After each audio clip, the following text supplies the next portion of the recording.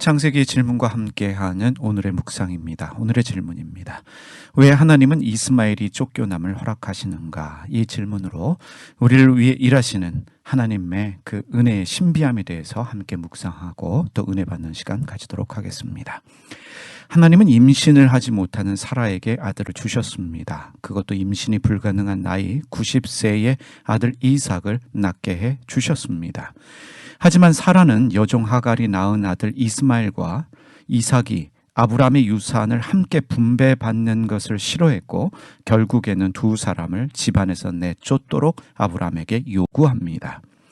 하나님의 은혜를 받은 사람으로서 다른 사람에게 은혜를 베풀지 못하는 속 좁은 사람을 보게 됩니다.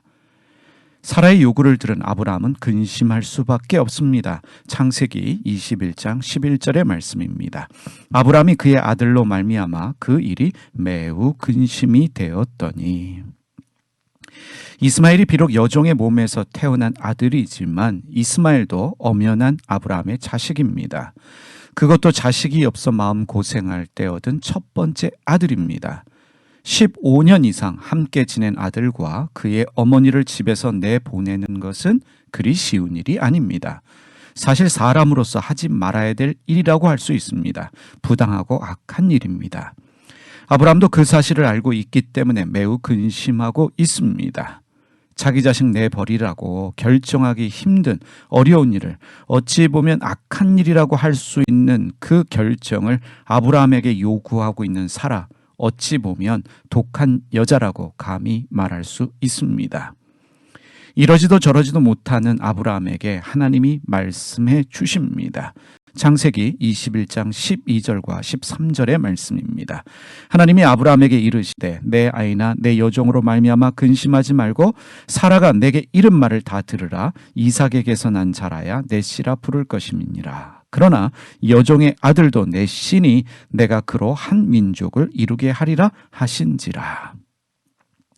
하나님은 사라를 책망하지 않으셨습니다. 그리고 아브라함에게 사라의 뜻에 따르라 라고 말씀해 주셨습니다. 여기서 질문이 생겨납니다. 하나님이 약자인 하갈이 아니라 강자인 사라의 편을 드시는 이유가 무엇인가?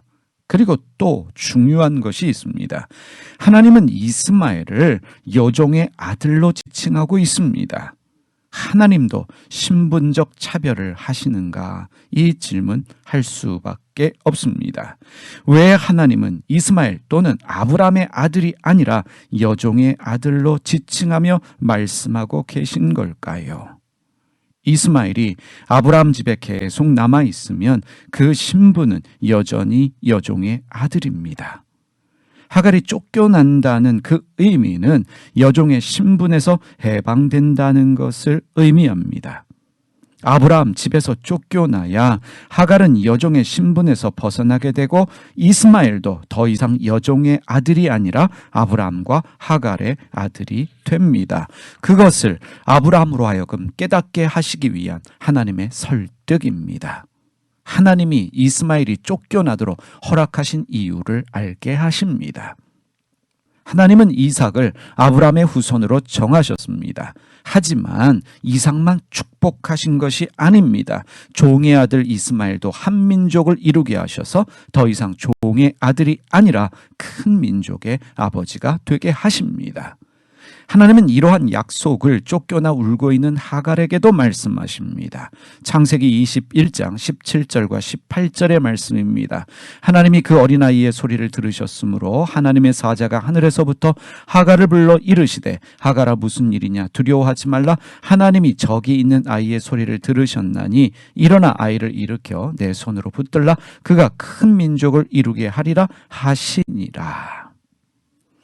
하나님은 하갈이 힘들 때마다 나타나셔서 도움을 주시는 동화 속의 키다리 아저씨처럼 하갈을 챙겨주시고 계십니다.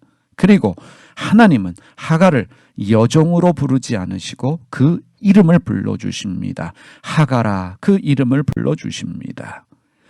하갈의 아들 이스마엘이 장차 큰 민족이 되게 해주시겠다고 말씀해 주셨습니다. 쫓겨나야 하는 이유를 하갈로 하여금 알게 해 주신 것입니다. 이전에 임신한 상태로 사라의 학대를 피해 도망할 때 하나님이 주신 약속의 말씀의 반복입니다.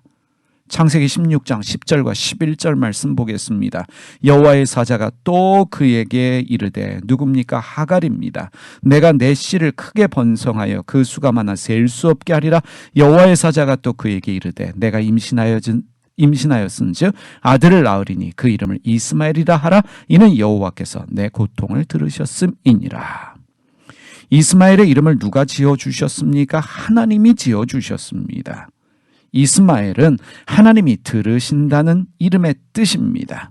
하나님이 이스마엘의 소리를 들으시고 이스마엘의 씨를 크게 번성케 하시며 그 수가 많아서 셀 수 없게 하십니다. 하나님은 이삭만 사랑하시는 것이 아닙니다. 이스마엘도 사랑하십니다. 사라만 돌보시는 것이 아닙니다. 사라의 여종 하갈도 돌보아 주십니다. 쫓겨남을 당하는 자를 큰 민족으로 만들어 주시는 하나님이십니다. 하나님의 일하심과 돌보심은 우리가 이해할 수 없는 신비입니다.